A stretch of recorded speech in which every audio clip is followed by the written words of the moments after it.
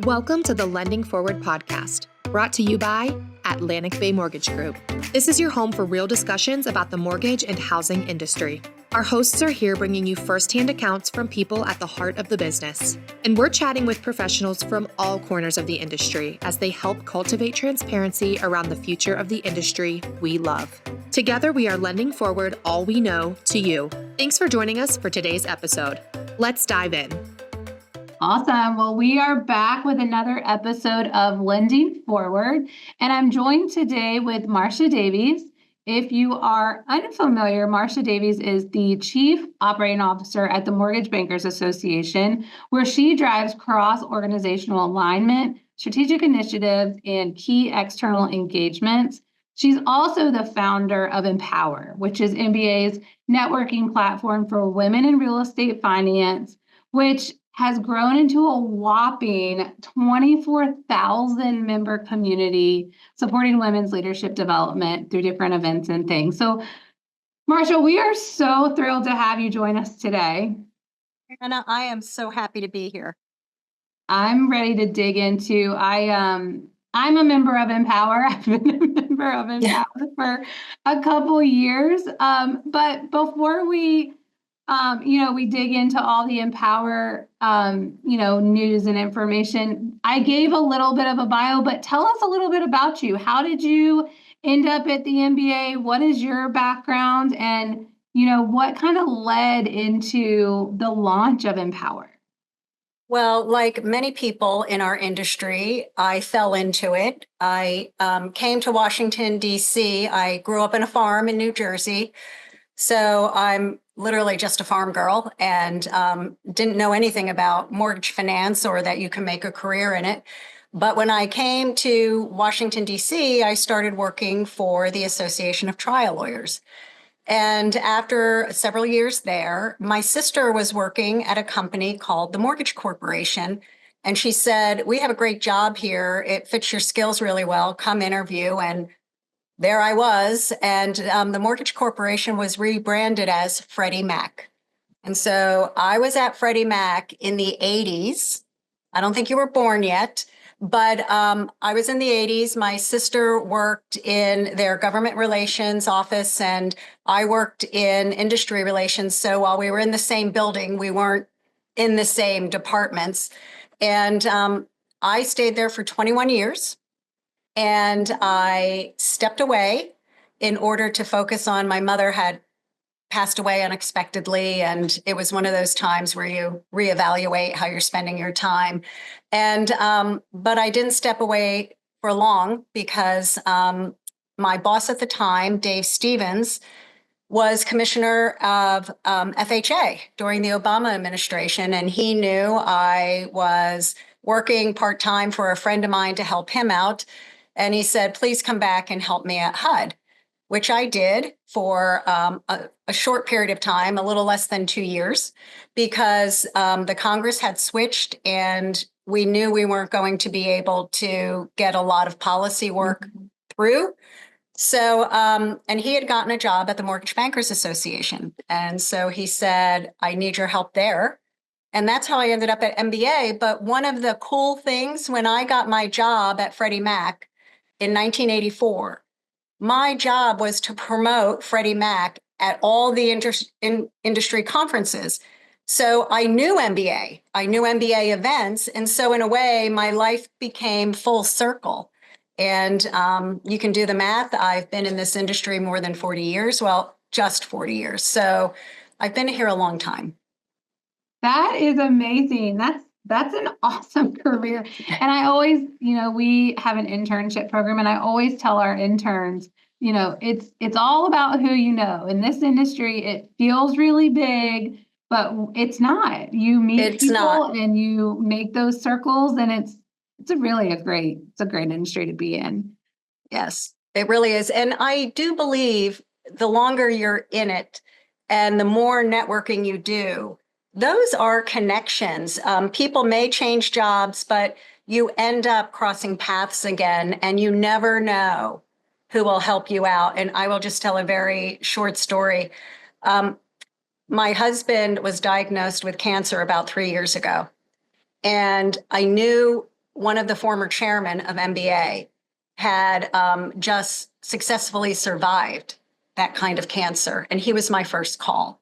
He opened all the doors for us at the Cleveland Clinic. And my husband has been in remission for 2 years now. And if it wasn't for that connection in this industry, who he literally, with me just asking him, what's my next step? And all of a sudden, his doctor is on the phone with us and made appointment. I'm just saying, you never know, but this industry is full of really, really good people. That's amazing. Isn't it? Yes, that is wild. Well, I'm really glad to hear that your husband is healthy. And thank you for, having good connections for sure. Yeah.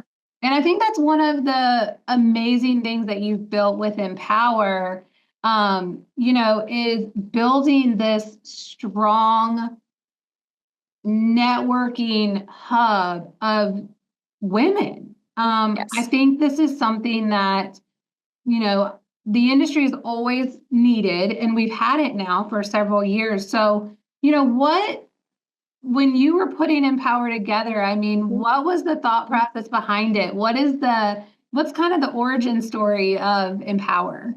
Sure.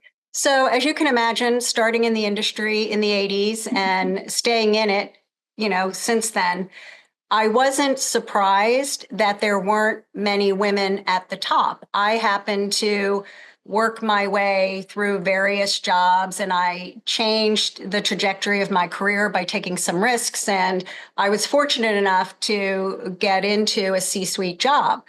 But and so I wasn't surprised that I was the only woman in the room many, many, many, many, many times.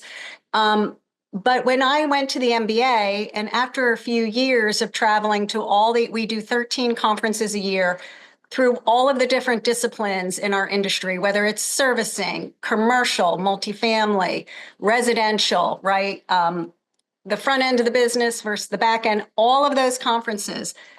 I wasn't surprised that there weren't as many women at the conferences, right? Because usually it's senior leadership that goes to the conference, unless it's more technical in nature. And I started to notice something strange. The women who were there didn't seem to know each other. And it was really bothering me because when I travel, I'm fortunate. I've been in the industry a long time. I can find somebody I know to sit next to in a general session. The women may be sitting with their male colleagues, but they didn't know the other women.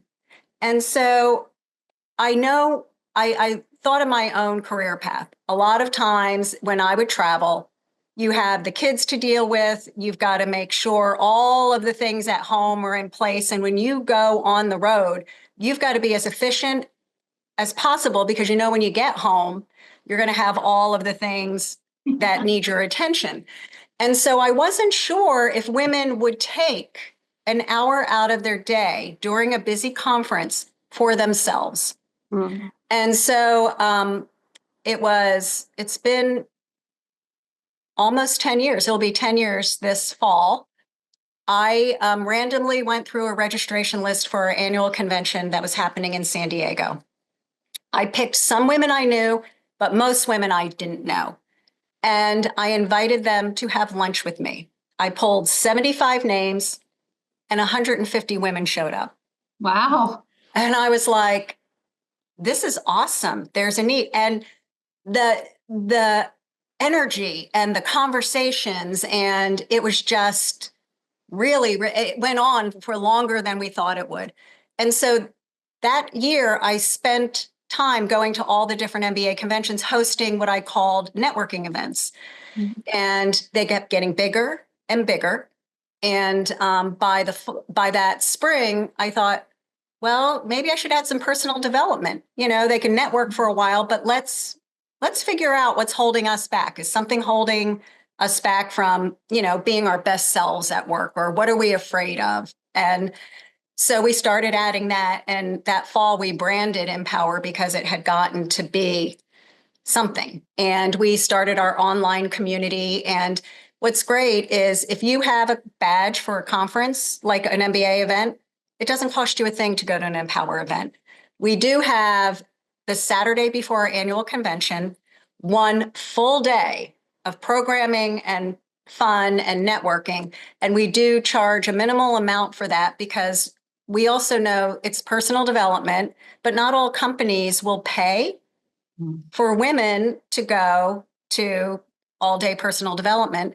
And so we wanted to make it affordable, that if you wanted to spend, this, make this investment for yourself, it wasn't going to break the bank. And I'm very proud to say that this past October, we had 540 women in Empowering You, which is the day. And so for anybody who's listening, it is a day that will lift you up, that will connect you. And a lot of women have started doing business together. Women get very vulnerable, whether it's about work or personal, and the Empower community comes together and lifts these women up. And so I am very proud. It's the women of this industry has made Empower successful, not me. I just gave it the lift, and I'm just so grateful that it has become the movement that it's become. It's amazing. I can think back to, a couple of years ago, and just the women you meet at the conferences, and you're right, you do make friends, and you see the same people at the same conferences, but to know that you can have ladies' night or go to dinner with other executives that are going through all of the same things that you're going through, meaning the work-life balance with taking care of the kids and the house and doing all of the things. It's been really, really cool. What kind of impacts have you seen across the industry, that Empower had made? Obviously you guys have made a huge impact at MBA events, but I think, if you go to any event, you find little pockets. So 2 things have happened. When we launched Empower and women went back to their offices and started talking about it, some of them started women's organizations within their companies, which is fabulous. Mm-hmm. Some started it within their states and state associations. So it was the idea that became, what is it? The drop in the water that becomes the ripple, that becomes the wave, ripple, or whatever that is.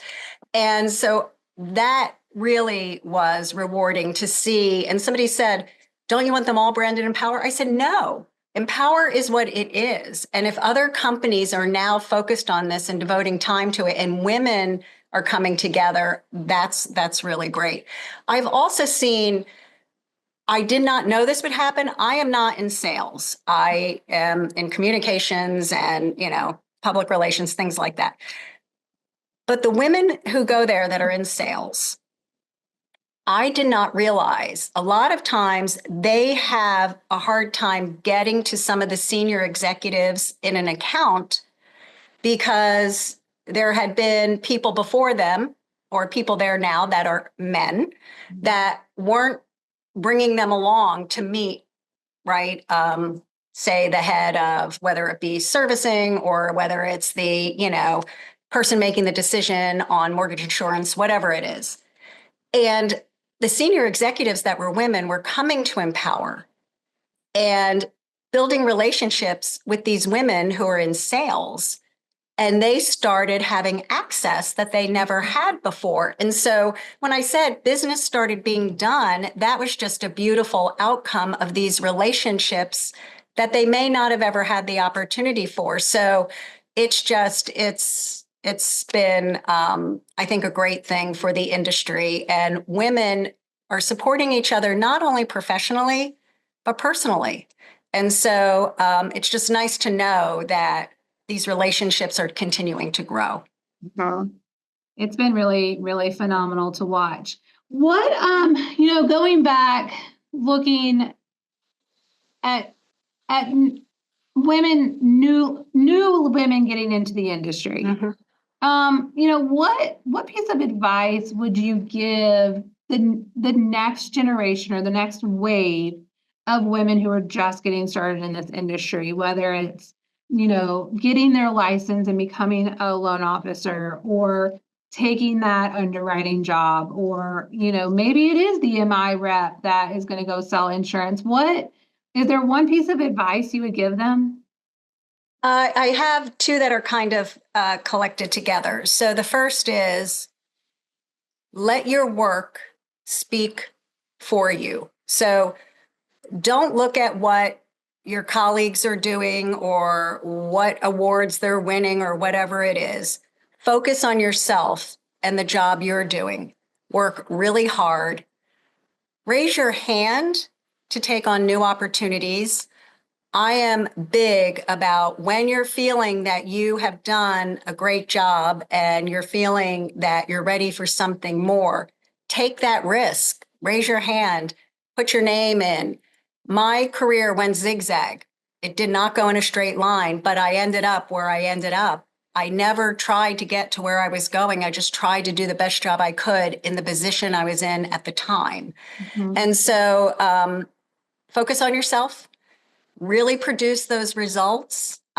If Sally gets the award and you don't think Sally works as hard as you do, don't worry about what Sally's doing. You focus on yourself and then take risks. They don't have to be big risks. You can take little risks along the way, but get comfortable getting out of your comfort zone. Oh, that's good. I like that a lot. What about for women that have been in the industry and they want to break into leadership or, they want to take that next step? Actually, I'm going to make this a two-part question. Um, what is it the same advice for those women, but also for the men that are listening to the call, how can they also support the women in their organization's career advancement? Right. So for the men, I would say do not be afraid to give women feedback. We want feedback. We need feedback. If we get upset, I said this to some of the male allies that were in the mPower room. I said, if women cry at work, it's not emotional. They're pissed off. And so realize that that is energy and that's how much they care when they're showing up. If something is really, whether it's on their mind or they're frustrated with it, that's how frustrated they are.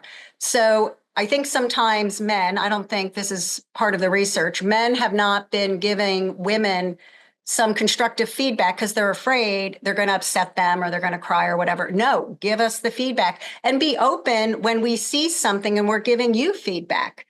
So that's number one. For women who want to break through and get into that next, I would say there are a couple of things. One, you need to have a sponsor. And I know people talk about that a lot, but sometimes you don't know who your sponsor is going to be. And the way that you get people wanting to be your sponsor is for them to understand the great work you've been doing.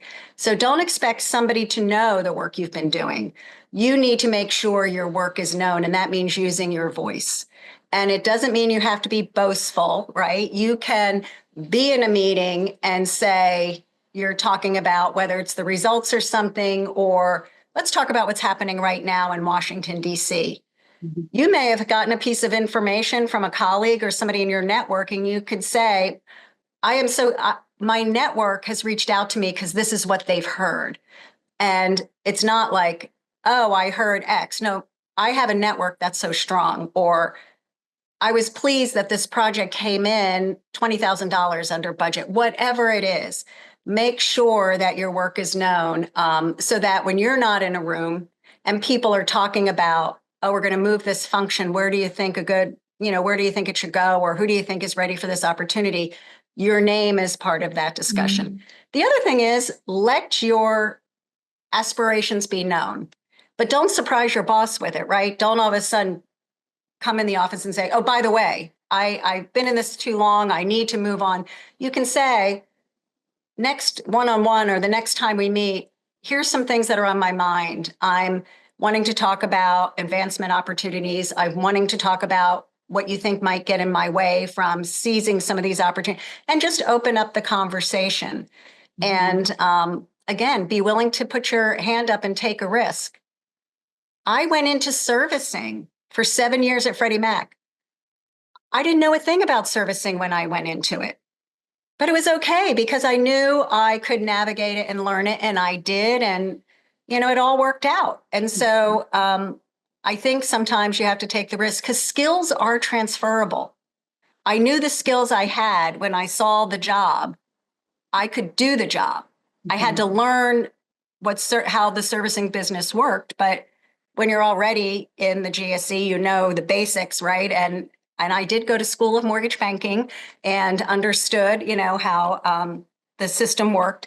But I do think that there are ways that you can advance, and it doesn't have to necessarily be a straight line. I don't think it's ever a straight line. Mm-hmm. I think it's always a zigzag. And I want to go back to the sponsor. When you're saying sponsor, is it the same kind of concept or idea around like a mentor, or It is would that not be separate? It is different. Okay. Your mentor is the person that knows the good, bad, and ugly.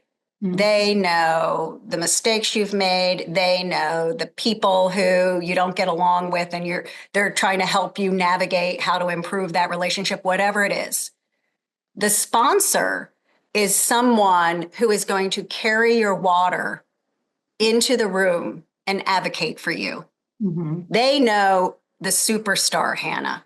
They know your work. They know your work ethic. They know you have the strong network. They don't need to know you and Bonnie aren't getting along right now and you're trying to figure out how to repair that, whatever it is, right? That is what your mentor is for. Mm-hmm. And my best mentor, well, I've had two really great mentors, well, three now, I'm going to think about it. My first one was a female. I was very young. I was only 22, and I was fortunate that she took me under her wing.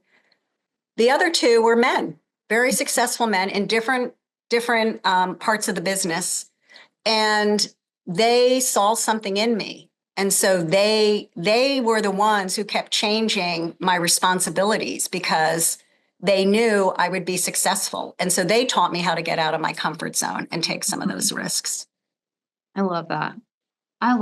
I think that's good to kind of clarify, because I think, a lot of women are like, oh, well, I have this champion over here, and that is also my mentor, and that's my friend, and that's my person. But I think it's important to kind of differentiate, yes, who's doing what to advocate for you. So Thank you for clarifying that.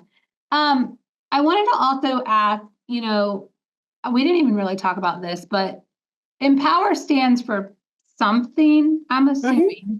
What does mPower stand for? Well, the M is for MBA, and the power is promoting opportunities for women to extend their reach. And by that, we mean whatever you need to do to make the impact you want to make. So whether it's professional development, whether it's networking, whether it's mentoring and lifting other women up, but women are so powerful and impactful. We just want to give you the tools and opportunities to get whatever you need out of the community. I love that. And if any of our listeners wanted to join the community, how would one go about doing that? It's easy. You're members of the MBA. And so you go to mba.org/empower, and you'll see a join the community, and you go in and you log in with your credentials and you're there. And so, and again, it's free. We host quarterly free webinars. We have one coming up in a couple of weeks in April.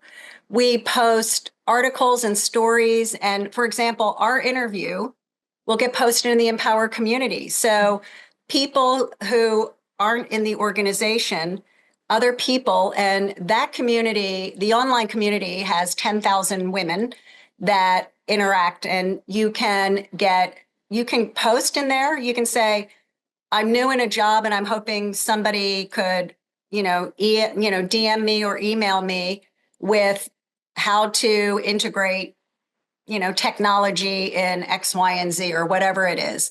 Or there's a job opening in my organization. If you're interested, reach out to me. Or I saw this fun article. I'm sharing it with the community. I don't know if you know who Bronwyn Morrissey is. I love her. Yes. She will often go in the mPower community and offer free webinars she's doing or whatever. We've had women that do that all the time. And so And next month, we have expanded the community into Mexico. What they're doing is taking our online community and translating the documents and the videos into Spanish so that they can provide resources to the women in their real estate financial community. I love that. Isn't that great? Yes. Fun story, back to how small this industry is. Bronwyn and I worked together at Arch Mortgage Insurance years ago. And one of these days I'm going to go on one of her hiking trips. I wanted to do that as well. I wanted to do the Grand Canyon, and then then COVID hit. And another fun fact, Arch, MI has always been our premier sponsor for Empowering You. Oh, that's awesome. Yeah. It's a tiny community. It's not. It is. I feel that sometimes. Yes. I love it. Well, Marcia, I could sit here and talk to you all day long, but I know that you got things to do. But I can't let you leave without asking you our signature question. We're on lending forward. So how do you plan on lending it forward for the rest of 2025? How do I plan on lending it forward? I plan on continuing to say yes to people like you, Hannah, who want to talk to me and continue to spread the word to women. And I also, as the women of MBA know, I really try to make myself available for whatever they need, if they need somebody to talk to or they need advice. And so I will try to keep doing the best I can in mentoring the women that are at the MBA, and as well as keeping Empower top of mind. Again, it's free to join. So I hope all the women and men can join as well. We are inclusive. And I just hope that more people take advantage of the opportunities Empower has. That's awesome. I'm definitely going to go in and mess around in the online community. That's for sure. But I really do appreciate it. I hope I get to see you at an MBA event soon. And thank you so much. Well, thank you. This has been fun. It's been the highlight of my day. Thanks again for tuning into today's episode of the Lending Forward podcast. Be sure to subscribe to our channel, follow us on Instagram at Lending Forward, on YouTube, and LinkedIn. Catch us every other Thursday with a brand new episode, and go lend something forward today. Atlantic Bay Mortgage Group, LLC, NMLS number 72043, NMLSconsumeraccess.org is an equal opportunity lender and employer. Located at 600 Lynn Haven Parkway, Suite 100, Virginia Beach, Virginia, 23452.